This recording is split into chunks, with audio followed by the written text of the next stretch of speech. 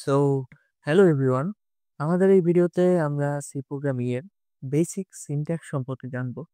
তো C programming এর basic syntax গুলো হচ্ছে যেমন আমরা যদি আমাদের নোটবুকে চলে যাই, তো যেমন আমরা পরীক্ষার খাতায় লেখার সময় আমরা যখন কি করি, আমরা হচ্ছে কিছু নতুন margin টানাই।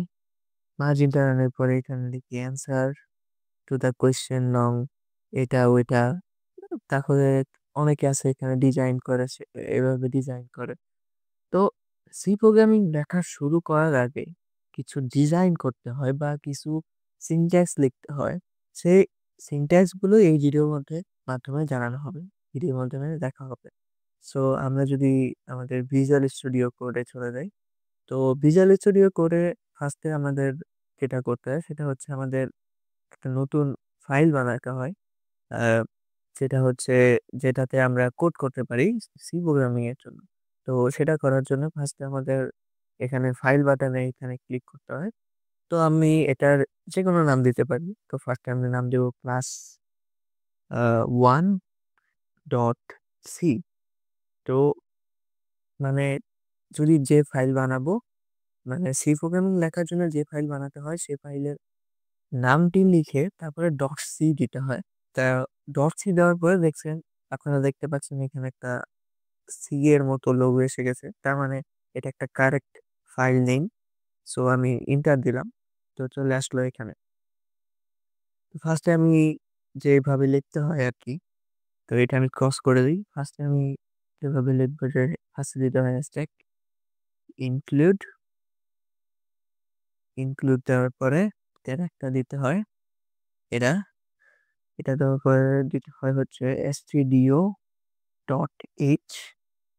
So hashtag include studio dot H মানে হচ্ছে এখানে হ্যাশট্যাগ ইনক্লুড মানে হচ্ছে এটার মধ্যে ইনক্লুড হচ্ছে স্ট্যান্ডার্ড ইনপুট অ্যান্ড আউটপুট।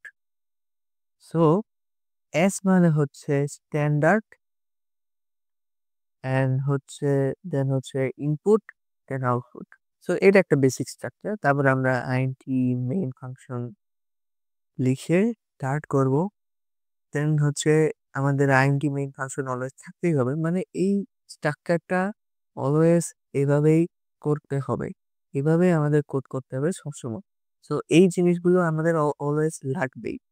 দেন আমরা যদি প্রিন্ট এফ কোনো কিছু প্রিন্ট করতে চাই, অর্থাৎ লিখতে চাই আমি ভাত খাবো, ভাত খাবো, দেন লাস্টে একটা সেমিকোলন।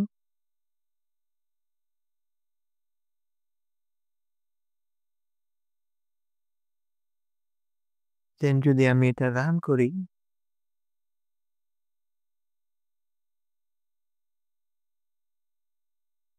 এই যে আসতেছে আমি ভাত খাবো। ওকে, জিনিসটা ঠিক হয়নি।